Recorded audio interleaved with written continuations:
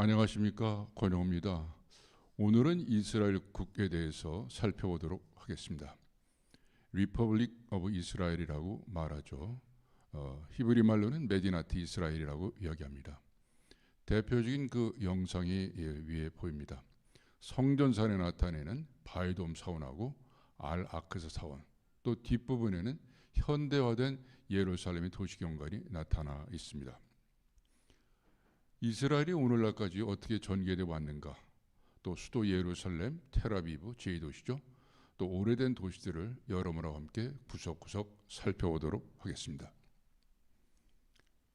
80년대 이후에 이 지역에 대해서 알고 싶어가지고 특히 아브라함하고 바울에 갔던 길을 가보고 싶어서 7차례 답사를 갔다 온 바가 있습니다. 마침 그때 80년대 오른쪽 위에 있는 영상 같은 것이 확인이 됐습니다. 이른바 양들의 길입니다. 양은 눈이 나빠서 앞에 가는 양의 뒷골매를 이렇게 쫓아다니죠. 그래서 앞에 이제 양이 쭉 가서 절벽에 떨어지면 다 떨어진다, 이런 얘기를 합니다. 따라서 반드시 목자가 있어야 된다는 이야기가 됩니다.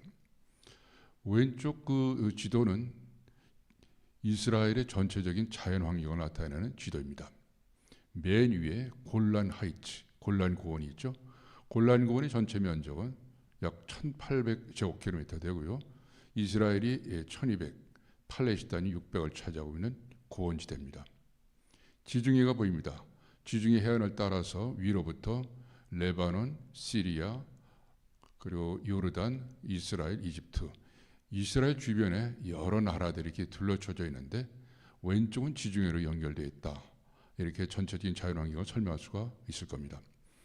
헬몬선 근처에 이 하이파라고 하는 도시가 있고요. 쭉 아래로 내려와서 가자지구 그 근처에 또 텔아비브라는 도시가 존재합니다. 해안가에서 안쪽으로 들어오면 갈릴리 호수가 보이는 갈릴리 지역하고요. 아예 서안 찍어 보입니다. 그 다음에 이 안으로 또 오른쪽으로 더 가면 요르단 계곡이 보이죠. 그러니까 지중해 연안하고 또 이 고원지대, 또 요르단 계곡이 윗부분을 차지하고요. 아랫부분은 내려오면 네게부 사막이 보입니다. 국토의 한 절반 정도가 사막지대입니다. 이스라엘은 이 지형이나 기후 환경을 봐서 썩 좋은 환경이라고 보기가 어렵습니다. 그러나 이제 이스라엘 사람들은 이 땅이 젖과 꿀이 흐르는 땅이다, 이런 굳센 믿음을 갖고 있습니다.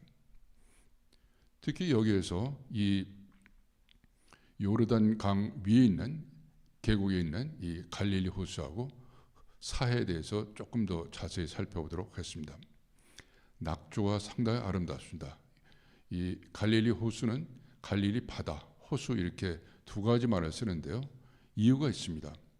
370만 년 전에 지중해 해수면이 상승해갖고 그 물이 지금의 이 갈릴리하고 이 사해 쪽으로까지 전부 다 넘쳐 흘러서 큰 석호를 이루게 됩니다. 러군이죠. 그러다가 200만 년 전에 지중해와 그 석호 사이에 육지가 올라옵니다. 융기돼 가지고서 이 갈릴리 호수하고 사해를 만들어 버리고 그 중간에는 육지가 이렇게 만들어지거든요. 그 위쪽에는 이제 갈릴리 호수가 만들어지고 105km 쭉 요단강이 만들어지면서 밑에는 사해가 만들어지는 이런 형태가 됩니다. 그래서 왼쪽에 있는 그 그림은 이 갈릴리 호수가 되고요. 오른쪽에 있는 그림은 사해가 됩니다. 사해에 보면 허연 염화되어 있는 그 염분들이 보여지죠. 사해는 염도가 지중해 7.4배나 돼서 웬만한 그 신문을 깔고 둥둥 떠서 있게 될 정도로 염도가 굉장히 높습니다. 옛날엔 사해라고 했지만은 이 안에 광물이 굉장히 많아서 여기서 요새는 많은 광물을 개발해 갖고 활용도가 높습니다. 말라붙은 것이 계속이 돼 가지고 아래쪽은 지금 거의 다 말라붙은 그런 현상이 보여지죠. 이스라엘 역사를 우리가 조금 살펴볼 필요가 있습니다.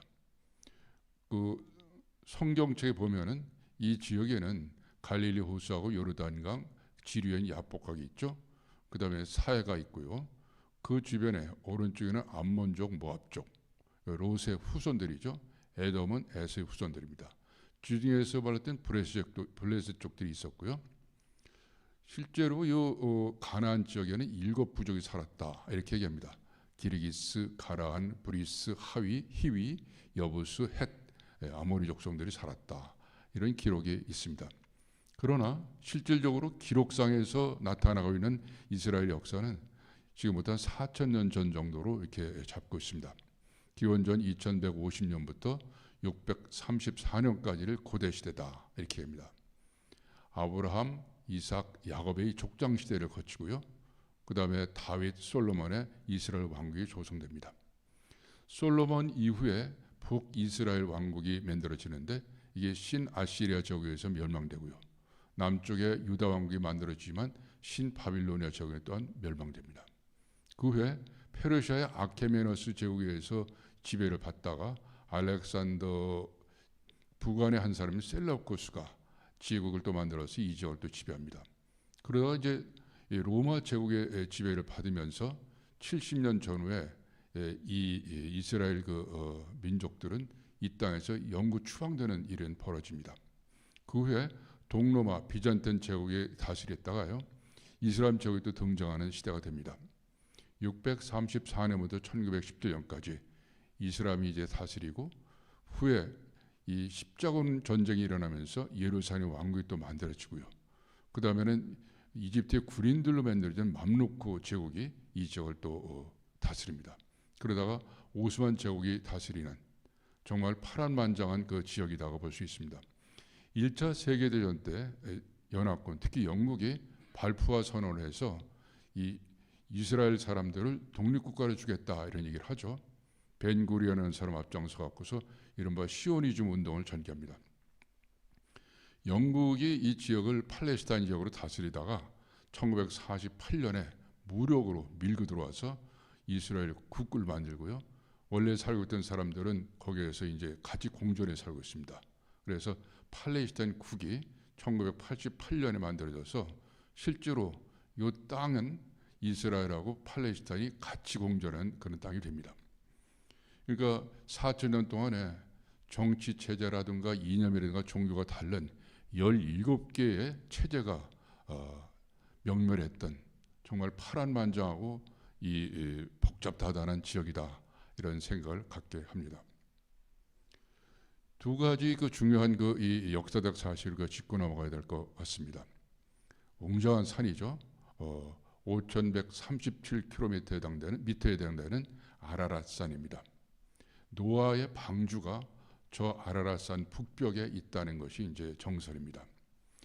영하 50도 이하고 바람이 너무 세게 불어가지고서 사람들이 접근을 못한다고 합니다. 그러니까 이 인공위성으로밖에 측정이 안 되는데 이게 이제 기원전 한 2348년이다 또는 그 이전이다 아니다 모른다 여러 가지 설이 있는데 어쨌든 아브라함이 있기 전에 있었던 일입니다. 왜 이거를 강조하느냐?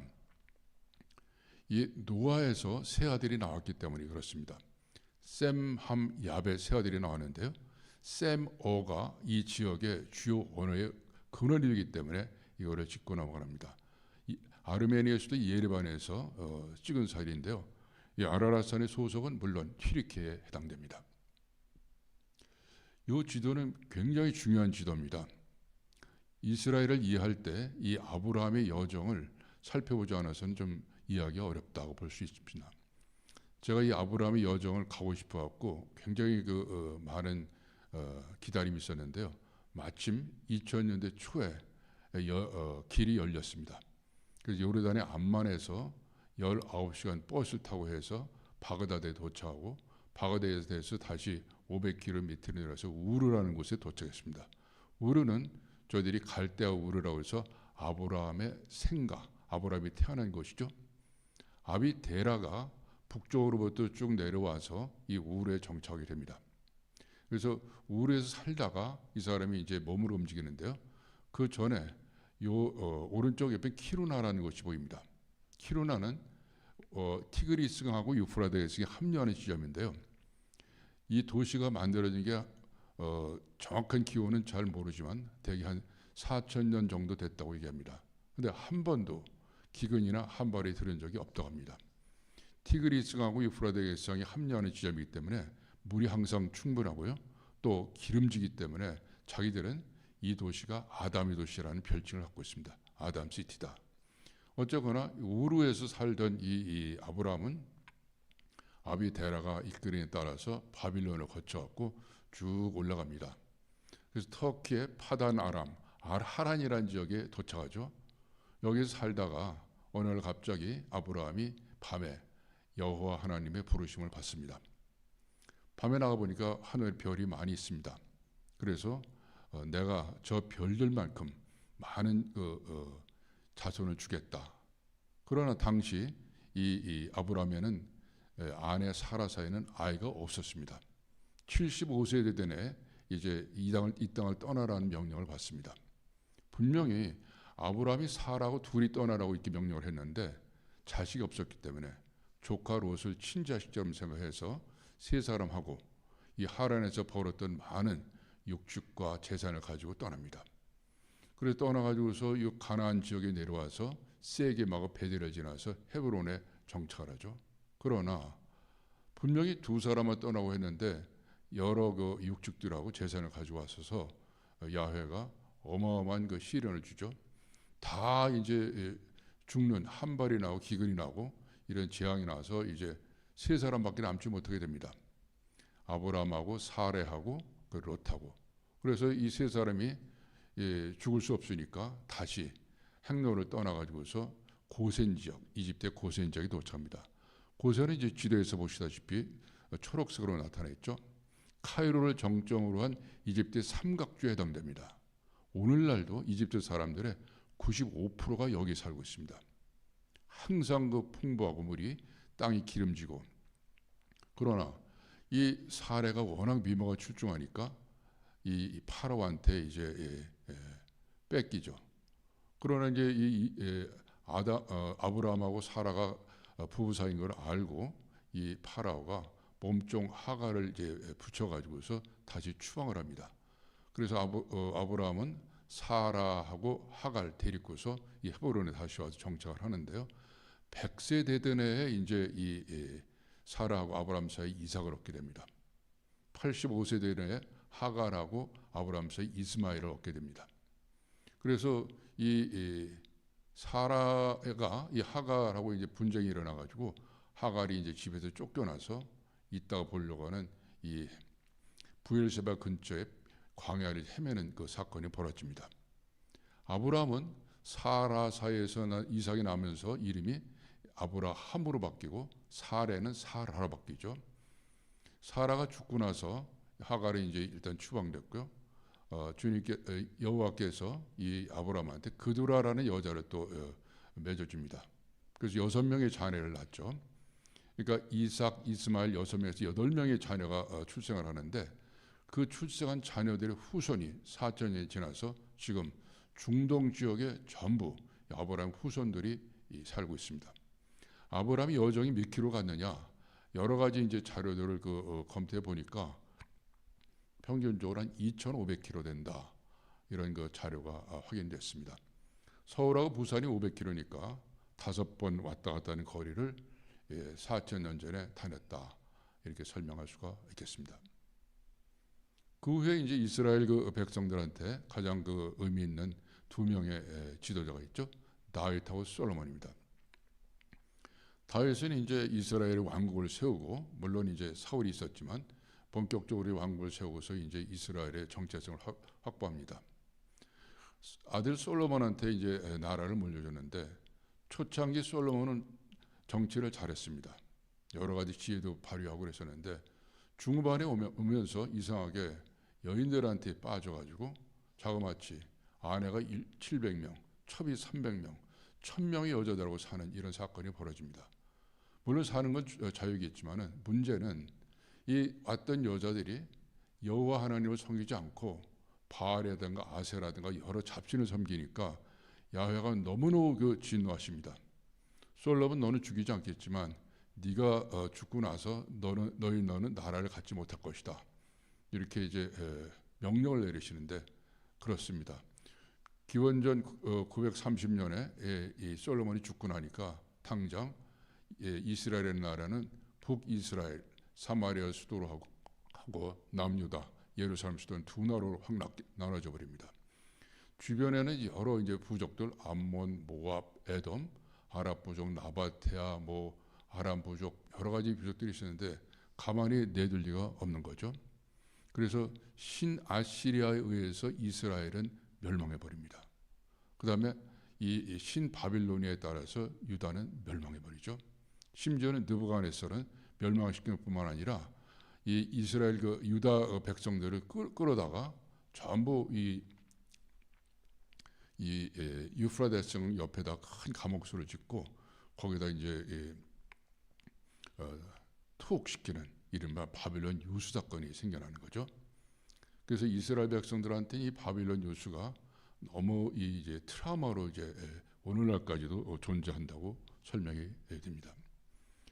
이 사람들이 아까 그 유프라데스강을 따라서 올라왔다고 그러는데요. 이 강을 건넜거든요. 강을 건넜다 그래서 히브리라고 그럽니다. 히브리란 말은 강을 건넌다는 개념에서 히브리 족속들이 나왔고요. 이 말이 유다라고 했는데 여기 유다 왕국에서 나와서 유대인이란 말이 나오게 됩니다. 이 사람들이 이제 그 이후에 약 2000년 동안에 국가가 없습니다. 유랑민족이 되죠. 처음에 유목민족에다 유랑민족이 돼서 전 세계에 흩어져 돌아다니는데 1900년 전후부터 이 사람들이 이제 시오니즘 운동을 제창해갖고 무력을 길러가지고서 쳐들어갈 생각을 합니다. 왼쪽 지도에 보면은 노란색으로 이스라엘 표현이 되어 있죠. 이게 이제 팔레스타인이 살았었습니다. 1900년대 초까지. 근데 100년간이 지나서 파란색으로 다 바뀌어버렸습니다. 2012년에 가운데의 지도처럼 바뀌어버렸는데요. 팔레스타인은 서한 지역 웨스트뱅크하고 지중해의 가자 지역으로 쫓겨나 버리고요. 나머지 전체 지역은 유대인들이 장악을 해버립니다. 미로부터 하이파, 그 다음에 텔아비브, 야빠 다 보이시죠? 그 다음에 예루살렘은 요 서한 지구하고 이스라엘하고 바짝 붙어 있는 지역인데 이 이스라엘 사람들은 물론 예루살렘이 자기들이 수도라고 주장하지만 팔레스타인들도 자기들이 수도인데 뺏겼다. 서로도 수도라고 주장하고 있습니다. 오늘날에 와서는 오른쪽 지도처럼 나누어져 있습니다. 이스라엘의 대부분의 지역 약 22,000제곱킬로가 되고요. 그 다음에 나머지 팔레스타인은 6,000제곱킬로밖에 안 됩니다.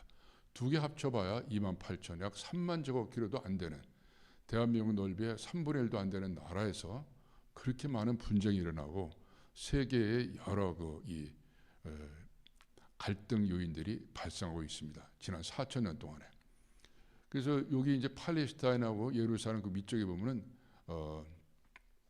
리션 레기온이라는 말이 있습니다. 리션 레기온. 이건 뭐냐면 the first 시온이라는 개념입니다.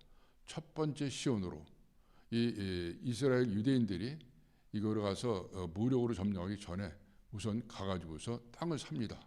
거기다 농사를 져서 정착촌을 만드는 최초의 정착촌인데요. 이게 그 리션 레지온이라는 마을입니다. 1882년에 러시아에서 살던 유대인들이 이쪽 지역에 와서 돈으로 땅을 사서 여기다 정착촌을 만들어서 2022년에는 약 26만 명이 사는 그런 이제 굉장히 큰 도시로 만들어 버리죠.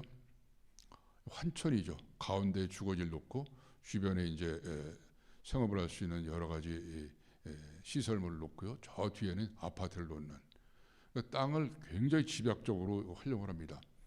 땅이 없이 2000여 년 동안 세계를 돌아다녀 가지고서 유대인들한테 땅은 생명이나 마찬가지입니다. 1948년에 본격적으로 이스라엘 국이 만들어지는데요. 이 사람들의 정신적 중심에는 다윗이 있습니다. 다윗이 별, 이게 이제 국기의 핵심인데요. 마겐 다비드, 또 쉴드 오브 다비드라고 그러죠. 그래서 위아래로 파란 줄무늬 있고 파란색 육각형의 다윗이 별이 있는데요. 탈리트 숄 해서 이 사람들이 이제 기도할 때 썼던 여러 이제 의복들에서 아이디어를 얻었다고 합니다. 생명은 이 사람들이 가나안이죠. 가나안이 저지대라는 개념인데요. 이스라엘 사람들은 예레츠 이스라엘 이렇게 얘기하고 팔레스타인들은 가나안이라고 하고요. 자기들도 요단강 서쪽의 전적입니다. 젖과 뿔이 흐른다 이렇게 얘기합니다. 이스라엘하고 팔레스타인 땅은 아까 말씀드렸듯이 약 22,072제곱킬로미터, 6,020제곱킬로미터에 해당되는 3만 제곱킬로도 안 되는 땅에서 살고 있습니다. 이스라엘 사람들은 한 1,000만 명, 팔레스타인 사람은 한 550만 명이 살고 있습니다. 말은 물론 히브리어를 쓰죠. 아랍 사람은 아랍어 쓰고, 러시아에서 많은 사람들이 와가지고서 러시아어도 상당히 쓰고 있습니다. 인종 구성은 유대인하고 아랍인으로 되어 있는데요. 유대인은 유대교를 믿고 아랍인은 무슬림을 믿고 살고 있습니다. 젖과 꿀이다. 젖을 뭘 말하냐? 그건 목축업을 말합니다. 유목민이었기 때문에 목축은 뭐 생업이죠. 목축을 할 수 있는 땅이고요. 꿀은 농업을 말합니다. 이 팜추리는 이제 제가 와서 찍은 사진인데요. 저거를 이제 이 열매를 이렇게 따가지고 가운데 열어보면은 꿀이 나옵니다. 그러니까 농사를 지을 수 있다는 것이 유대인들한테는 꿈입니다. 그것이. 그래서 젖과 꿀이 흐른다는 것이 이제 보통 온대 지역에 사는 사람들은 이 지역을 척박한 토양이라고 그러는데 유대인들은 그렇게 생각하지 않는 것 같습니다. 농업을 할 때 어떤 식으로 하느냐? 두 가지 패턴을 쓰죠. 하나는 키부츠, 하나는 모셔봅니다. 키부츠라는 개념은 공동 소유하고 공동 생산해서 공동 분배해서 같이 산다는 거죠. 집단 체제로.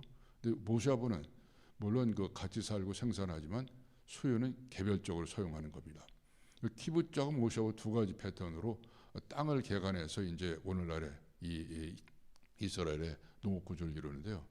농업 생산성이 굉장히 높습니다. 그래서 이 농업 생산품이 남아도입니다.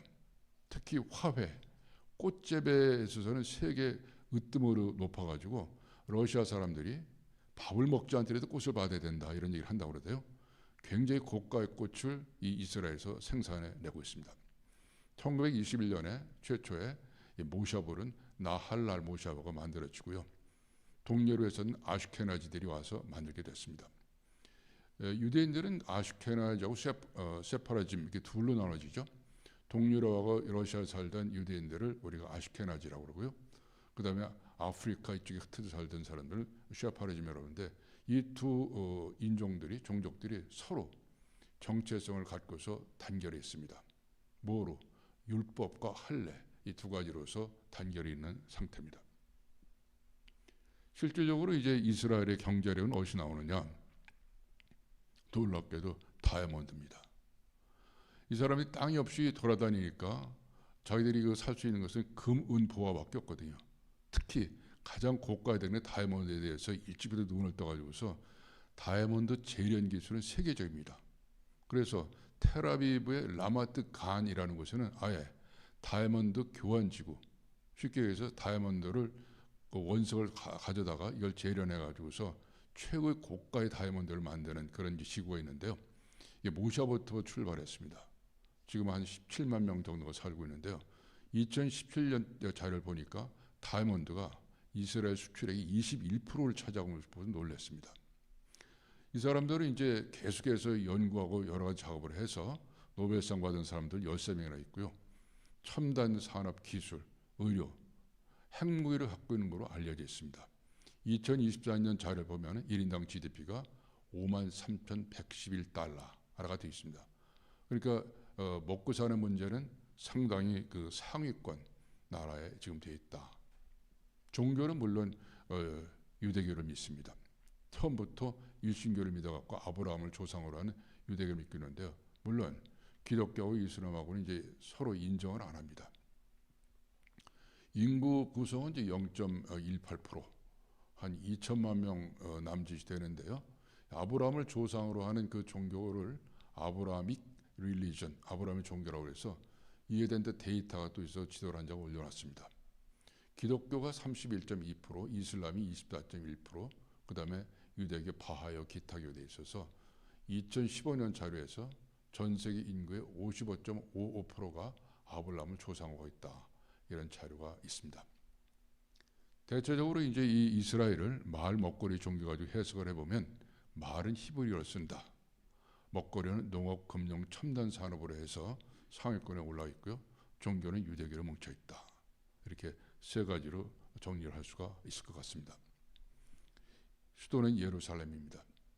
예루살렘의 제일 가운데 황금돔이 있고요. 위에는 완전히 그 현대화된 예루살렘 시가지가 보입니다.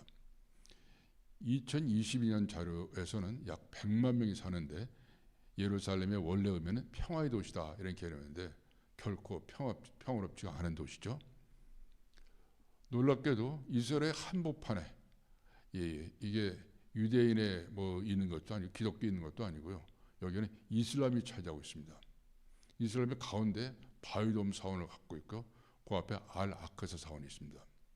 바위돔 사원이 있는 이 성전산 템플 마운틴 그 위에 있는 네모 반듯한 이 지역을 종교인들이 다 장악하고 있는데요. 이 지역을 네 수로 나눠서 관리하고 있습니다. 기독교, 이슬람교, 유대교, 아르메니아 종교. 이 네 개의 종교가 그 위를 이제 관리를 하면서 자기들의 종교의 뿌리로 생각하고요. 들어가는 문도 8개로 있어갖고 각각 다릅니다. 우선 기독교가 이제 뭐가 있느냐? 주님께서 여기서 이제 비아 돌로로사 예수님께서 여기서 이제 권한을 받고 이제 승천하고 여러 가지 권한을 받은 것이 비아 돌로로사가 있습니다. 18세기에 여러 자료를 기초로 해서 이걸 이제 만들었는데요. 약 600km의 지역입니다. 오른쪽 하단에 그 노선이 나와 있죠. 성전선 위쪽 길로 해서 쭉 나와 있는데요. 1번부터 9번까지는 길 위에 있는 지역입니다. 그 다음에 10번부터 14번까지는 이제 예수님이 십자가에 달리시면서 돌아가시는 그 장면인데 그걸 성묘교회로 해서 교회 안으로 다 집어넣습니다. 그 하나하나를 살펴보도록 하겠습니다. 제일 먼저 안토니아스 그 법정에서 본디오 빌라도에게 이제 그 신문을 받죠. 본디오 빌라도는 이제 그 공공 자기 관저가 있는 것이 카이사랴였었습니다. 예루살렘이 일단 출장 와서 여기에서 예수를 심판했다 이런 기록이 있습니다. 2명을 이제 죄수를 얘기해서 누구를 살려주냐 그랬더니 그 보고 있던 백성들이 예수를 죽이라고 외치죠. 근데 외친 사람들이 누구냐? 아돌프 히틀러는 나의 투쟁이라는 책에서 그게 유대인이라는 거죠. 마태복음 27장 25절에 그 피의 대가를 우리와 우리 후손이 받겠다는 그 규절이 나옵니다. 따라서 이 나의 투쟁의 책에 보면은 히틀러는 유대인 600만 명을 죽였는데 나는 예수의 죄를 복수했기 때문에 나는 죄가 없다. 근데 말이 안 되는 얘기죠. 히틀러한테 그 정죄하려는 권한을 부여한 적이 없습니다. 어쨌거나 여기에서 예수님이 십자가에 이제 사형언도를 받으시고요. 십자가를 짊어지십니다. 그 다음에 그 지고 가다가 첫 번째 넘어지면서 거기 교회가 있습니다. 네 번째 이제 어머니 마리아를 만나죠. 5번째 키레네에 있는 시몬이 와서 십자가를 대신 집니다. 그 다음에 또 가다가 베로니카 여인들이 나타나서 예수의 얼굴을 씻어주죠. 그 다음에 가다가 이제 워낙 이 손과 발 이런 데 이게 상처를 많이 입고 피를 많이 흘려서 또 넘어지죠. 2번째. 그 다음에 8번째에서 이제 3명의 여인을 또 만났습니다. 그 다음에 3번째 쓰러집니다. 여기 이제 길에 있는 9가지 그 노선이고요. 그 안에 이제 성묘교회 안에 있는 것은 요거는 이제 나중에 콘스탄티누스가 교회를 짓는데 그 안에서 옷을 완전히 벗깁니다. 그 다음에 양손, 발 다 이제 못질을 해서 여기서 이제 십자가에 못 박히죠. 그 다음에 죽음을 당하십니다. 죽음을 당하니까 이제 끌어내려서 거기서 기름을 이제 빠질 때까지 기다리다가 나중에 무덤에 안치하는 요 과정인데요. 요 10번부터 14번까지는 성묘교회 안에 있는 것으로 만들어놨습니다. 이게 성묘교회인데요. Church of the Holy Sepulchre. 이게 이제 300년대에 만들어지는데 그 콘스탄티누스의 어머니가 독실한 신자였었죠. 기독교 신자여서 아들한테 이제 콘스탄티누스한테 예수님이 돌아가신 것을 이제 교회를 좀 세워달라. 교회를 세웁니다. 이게 성묘회계죠. 성묘회. 근데 이것이 이스라엘 왔을 때 이걸 내버려 둘 리가 없습니다. 무지하게 파괴하고 때려부시는데 이게 이제 여러 차례 파괴되고 재건하고 이런 과정이 거칩니다. 나중에는 이제 이 교회 건물이 아니라 무슨 요새처럼 만들어놨어요. 왼쪽 아래 보면 이제 문이 있는데 말 타고 들어가지 못하게 문을 굉장히 좁게 만들어놨습니다. 그 들어가 보려면 이제 이 안에 들어가야 되는데요. 그 2022년에 여러 문헌들 유물들을 조사하다가 십자군 재단이 있다는 것이 발굴이 됐습니다. 성묘회입니다. 또 하나가 이제 기독교의 남아 있는 이 흔적은 이른바 감람산입니다. 올리브산이죠. 마운트 오브 올리브. 여기에서 이제 826m인데요. 바로 그 성전산 옆에 있는 지금 저기 이제 허옇게 보이는 게 전부 다 무덤들입니다. 유대인들은 이 성전산 옆에 있는 감람산에 묻히는 것이 일생의 소원이라고 합니다. 여기서 자기들이 묻혀야지 이제 그만큼 이 하늘에 올라갈 수 있다는 믿음을 갖고 있다고 그러대요. 예수님께서 여기서 겟세마네 동산에서 기도를 하셨고 여기서 승천한 것으로 해서 기독교에서 상당히 중요시하는 산이기도 합니다. 이슬람교는 뭐가 있느냐? 바위돔이죠. 바위돔. 바위돔 사원에는 모리아스는 바위인데요. 제가 1980년대 갔을 때는 이 사진을 슬라이드 찍어서 팔았습니다. 그래서 이제 운 좋게 샀는데요. 요새는 이제 그렇지가 않은 것 같습니다.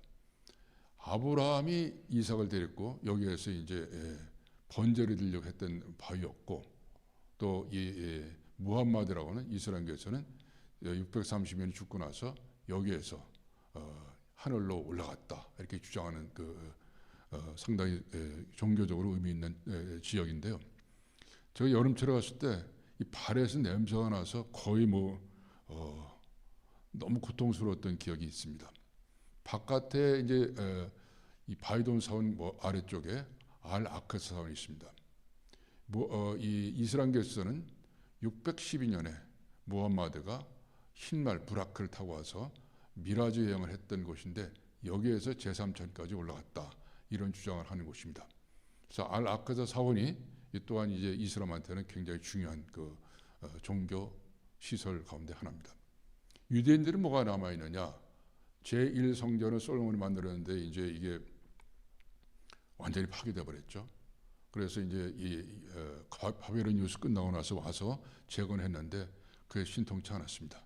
그러나 열심히 만들어갖고 했는데 나중에 헤롯이 유대인들의 마음을 살려고 그걸 굉장히 크게 만들었죠. 몇 배 크게 만들어서 오늘날 남아 있습니다. 그러나 로마 제국이 왔을 때 하도 유대인들이 이 반항을 하니까 티투스가 와가지고서 70년에 이 성전을 완전히 부셔버립니다. 그래서 서쪽 벽밖에 남아있지 않습니다. 그게 웨스틴 월이죠. 유대인들이 와서 여기서 이제 자기들이 소원을 빕니다. 오른쪽 하단에 가만 머리에다 하얀 모자 써 키파라는 모자를 쓰고서 요 사이사이에다 소원을 적은 종이하고 그다음에 헌금을 집어넣고 기도하죠. 그래서 여기가 이제 와서 계속 울고 기도하기 때문에 통곡의 벽이라는 그 별칭이 있습니다. 예루살렘에 따라서 기독교, 이슬람교, 유대교 이 세 종교의 가장 핵심적인 원천지다, 중심지다, 출발지다 이렇게 설명드릴 수가 있겠습니다. 물이 있어야지 먹고 살잖아요. 예루살렘에는 기온샘이 있는데 이게 636m거든요. 그래서 2m 낮은 이 수로를 만들어서 실로암까지 연결을 시켰습니다. 그래갖고 실로암에서 연못인데 이 물에서 눈을 씻어서 장님이 눈을 떴다라는 것이 기록에 나와 있죠. 제 도시 텔아비브입니다. 텔아비브는 연이 서구의 그 도시하고 똑같습니다. 질비한 고층 빌딩과 새로운 현대적인 도시 이렇게 되어 있는데요. 이것이 1909년에는 그렇지 않았었습니다. 이 지역이 허허벌판이었었고요. 황량한 모래밭이었는데 나중에 이제 유대인들이 들어와서 오늘 같은 도시를 만드는 겁니다. 2022년의 자료까지는 약 이 텔아비브 요파 대도시권 인구가 400만 명이 되는 이스라엘에서 가장 큰 도시가 되어 있습니다. 왼쪽에는 61층에 해당되는 사로나 타워가 또 만들어져 있고요. 그 다음에 녹지대를 건물로 채우지 않고 공원지대로 만들었습니다. 야르콘 공원에서 키리아트 미티문부터 해서 좌측 지중해까지 녹지대를 쫙 만들어서 여러 가지 이유가 있죠. 건물을 많이 세우면은 이게 방어성에도 문제 있지만은 환경도 문제가 되고 그래서 텔아비브라는 도시에 저런 녹지대가 있다는 것이 상상이 잘 가지 않습니다. 좁은 땅에 있는 나라에. 그러나 이제 이 텔아비브가 요빠라는 것이 이제 외항이거든요. 외항에 이제 우리가 요나서에 나오는 요빠가 이 지역입니다. 텔아비브 야파 대도시권인데요. 요나가 말을 듣지 않고 도망가죠. 물고기 뱃속에 들어갔다가 니느웨. 나중에 저희가 이라크 갈 때 자세히 또 설명하겠습니다. 요나서가 논의했던 그 지역이 지금 이처럼 도시화가 많이 진정이 된 곳입니다. 오래된 도시 몇 가지를 살펴보도록 하겠습니다. 부엘셰바는 7개 우물이라는 개념이죠. 처음에 이게 1948년 이전까지는 팔레스타인들이 살았거나 또는 베두인족들이 살았던 허벌판이었었습니다. 그러나 제1차 아랍 이스라엘 전쟁이 있은 이후에 유대인들이 들어와서 완전히 개발을 해버렸어요. 그래서 2022년에는 20만 명 이상의 대도시를 만들어졌는데 굉장히 현대화된 도시입니다. 낮에는 이제 이 사막지대이니까 저렇게 이제 부옇게 나타나는데 밤에는 아주 휘황찬란하죠. 유대인들이 97%를 현 살고 있어서 명백한 유대인 도시로 바뀌었어 버렸습니다. 이 지역은 아브라함의 유물로 유명한 곳이죠. 아브라함이 여기 와서 우물 7개를 팠다고 합니다.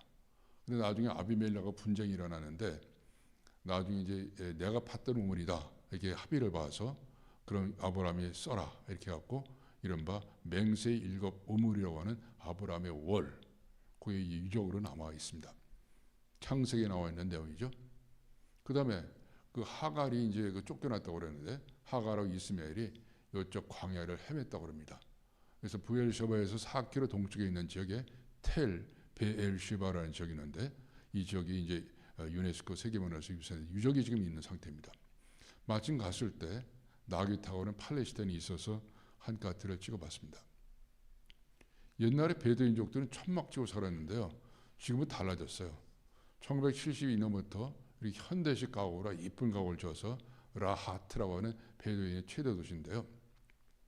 2022년에는 8만 명 정도 사는 이쁜 도시로 만들어놨습니다. 그러나 시나이 반도 쪽에 들어가는 이 사막지대는 오른쪽에 있는 상태로 되어 있습니다. 저 사막 밑에 전부 지뢰가 아주 깔려 있습니다. 이집트에서 오는 사람들이 다 이제 여기를 지나면 죽도록 만들어 놓은 거죠. 그럼 그 위에 어떻게 농사를 짓느냐? 컴퓨터로 합니다.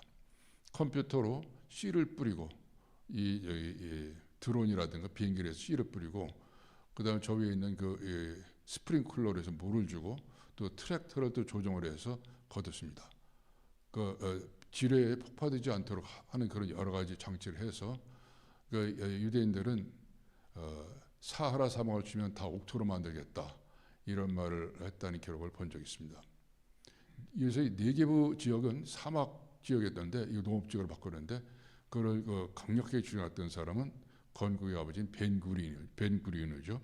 벤구리온이 이스라엘의 살 길은 네게브에 있다 이걸 주장해서 지금 이제 실현이 일부 지금 되고 있는 상태입니다. 굉장히 휘황찬란한 도시가 어떻게 이스라엘 땅에 있느냐? 있습니다. 맨 아래쪽에 에일라트라는 도시인데요. 1951년 이후에는 이스라엘 사람들이 가서 유대인들이 들어가서 휴양도시로 만들었습니다. 그래서 최대의 휴양도시고 관광도시로 되어 있는 에일라트가 있습니다. 북쪽으로 쭉 올라가면은 우리 하이파라는 도시를 가볼 수 있는데요. 왼쪽 지도에서 보시듯이 이게 수직도시입니다. 버스를 타고서 이제 그 깔멜산 위에 올라가는데 귀가 먹먹해지더군요. 그런데 이 지역이 왜 이렇게 유명하느냐? 중동에서 생산되는 석유가 이 지역에 와서 이 지중해를 거쳐서 유럽으로 송출되는 석유, 송유 기지로서 역할합니다. 그러니까 이제 돈이 넘쳐나고 경제가 활성화되는 거죠. 그래서 2022년 데이터 보니까 100만 명 이상 사는 대도시로 바뀌었습니다. 이스라엘 사람들은 그래서 하이파에서는 일한다. 예루살렘에서는 기도하고 텔아비브에서는 논다. 이런 말이 있다고 합니다. 여기 이제 하이파 항구의 최근 자료인데요. 저 위가 깔멜산입니다. 그다음에 저기 이제 원통이 같은 건물이 보이는데요. 이게 이제 쉐일 타워죠. 그래서 고지대 올라갈 때 이제 힘들으니까 까르멜리타라는 지하철이 있어가지고 7, 80m에 되는 곳에 올라갑니다. 그 올라가면 뭐가 있느냐? 깔멜산이 있죠. 저희들 아는 엘리야가 아합하고 이제 대결했던 그 장소인데요. 이 엘리야가 기도했던 그 지역을 그 위에다가 스텔라 마리스라는 수도원이 만들어져 있고요. 수도원 지하에 엘리야의 동굴이 있습니다. 해발 고도 한 40m 정도 되는데 열왕기상 18장에 나오는 내용이죠. 여기에서 이제 그 아합의 아합과 그 이 여러 제사장들을 다 죽여버리죠. 그래서 여기서 이제 이 엘리야가 도망가서 로덴 나무 밑에서 죽음을 기다렸다고 하는 깔멜산입니다. 예수가 이제 대부분의 시간을 보냈던 나사렛이죠. 나사렛인데 저 가운데 있는 큰 건물, 이게 수태고지 교회입니다. 그러니까 천사가 나타나서 마리아한테 네가 예수를 임신하고 낳을 것이다 라고 하는 것을 이제 전했다고 하는 그 지역에 수태고지 성당을 만들었습니다. 2022년 자료에 이 지역에는 약 8만 명이 사는데요. 아랍인이 99%입니다. 그러니까 이스라엘 안에 아랍인들이 이렇게 많이 어떻게 사느냐. 그래서 이 지역을 이스라엘의 아랍인 수도다 이런 별칭이 있습니다. 이 슈테고지 성당을 클로즈업시켜서 이제 왼쪽에 제시해봤고요. 그 다음에 천사가 마리아한테서 우물을 깃고 있는데 거기 와서 이제 얘기했다고 그러죠. 물론 파괴됐었습니다. 67년하고 2000년에 다시 복원해서 오른쪽 사진처럼 만들어놨습니다. 마지막입니다. 가버나움인데요. 가버나움은 이제 예수가 본격적으로 이제 선교 활동했던 지역인데요. 여러 자료 보니까 1세기 약 1,500명이 살았던 곳이다 이런 게 나와 있습니다. 그러나 예수가 직접 이 초창기 선교 활동을 할 때는 수백 명에 불과했다고 합니다.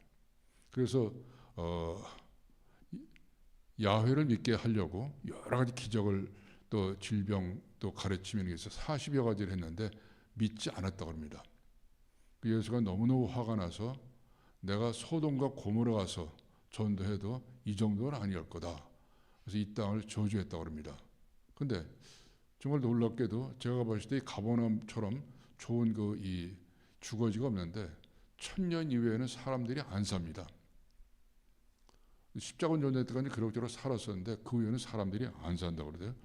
그래서 왜 그런지는 잘 모르겠는데 어쨌든 사람들이 안 사는데 이따가 한번 제가 그 주변 지역을 한번 보여드리겠습니다. 이 회당에서 얘기를 하셨다고 그러는데 그 당시에는 이런 게 없었겠죠. 했는데 이제 나중에 회당을 진 상태입니다. 여기에서 이제 예수가 그 제자들을 부르죠.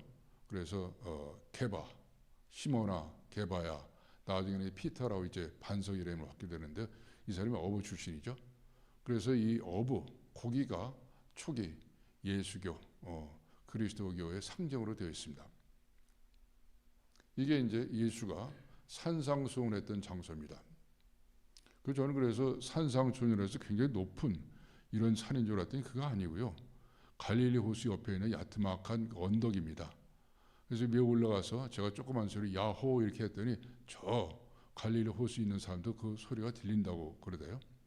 여기에서 이제 8가지 복을 예수가 설교를 하게 되죠. 마태복음에 나오는 얘기입니다. 그래서 가버나움에는 그 산상수훈했던 곳을 가보는 행운을 얻었습니다. 그 8가지 복을 얘기했다고 해서 팔복교회라는 것이 만들어져 있더군요. 마침 그날이 주일날이었는데 저희들 인도했던 목사님이 여기서 설교하는 행운을 얻었습니다. 베드로가 살던 집, 게바가 살던 집, 시몬이 살던 집을 나중에 확인을 해서 1989년에 가버나움 성 베드로 교회가 만들어져 있는 것이 오른쪽 그림입니다. 저들이 이스라엘에 대해서 이제 자연환경, 역사, 지리, 역사, 경제, 문화, 말, 먹거리, 종교 여러 가지를 살펴보는데 이스라엘을 이제 간략히 우리가 어떻게 이해할 수 있겠느냐? 히브리 말을 쓰면서 농업과 첨단 산업, 기타 여러 가지 산업을 일으켜서 5만 불 정도의 그 소득을 올리는 선유국 반열에 올라 있고 이 사람들이 그걸 지탱할 수 있는 방법은 유대교라고 하는 유일신교를 믿었기 때문에 그렇다. 이렇게 간략히 정리할 수 있을 것 같습니다. 다음 시간에는 팔레스타인국에 대해서 상세히 살펴보도록 하겠습니다. 감사합니다.